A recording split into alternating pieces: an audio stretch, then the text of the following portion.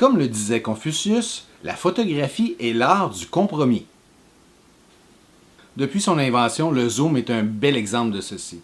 Même si, depuis quelques générations, les nouveaux zooms sont de plus en plus performants.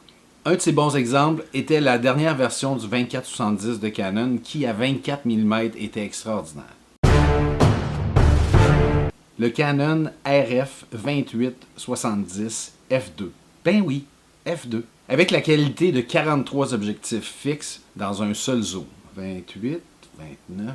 Il y a un prix à payer pour un objectif qui offre 2 fois plus de luminosité qu'un objectif 2.8. Un élément frontal de 95 mm. Cet objectif est gros, très gros. De plus, il n'est pas synonyme de discrétion. Cet objectif pèse 3,2 livres, soit le même poids que mon 70-200.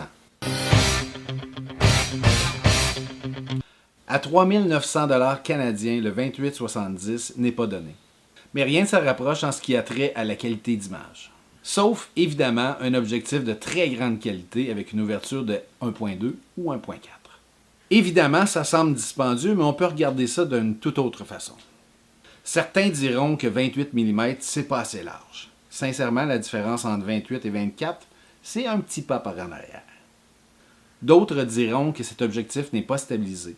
Sincèrement, j'ai acheté mon premier objectif stabilisé il y a environ 5 ans, et dans ma flotte d'objectifs, j'en ai que 2 qui le sont. Un autre argument est que le boîtier EOS R n'est pas stabilisé. Mon 5D Mark IV, non. Mon 5D Mark III, non. Mon 5D Mark II. N'ayez crainte, selon Nostradamus, les prochains boîtiers de la série R seront Ibis. Et n'oubliez pas, cet objectif vous offre la qualité de 43 objectifs fixes dans un seul bout de tuyau. 68, 69, 70... Abonnez-vous à ma chaîne et visitez mon blog pour découvrir toutes les conférences offertes au Club Photo.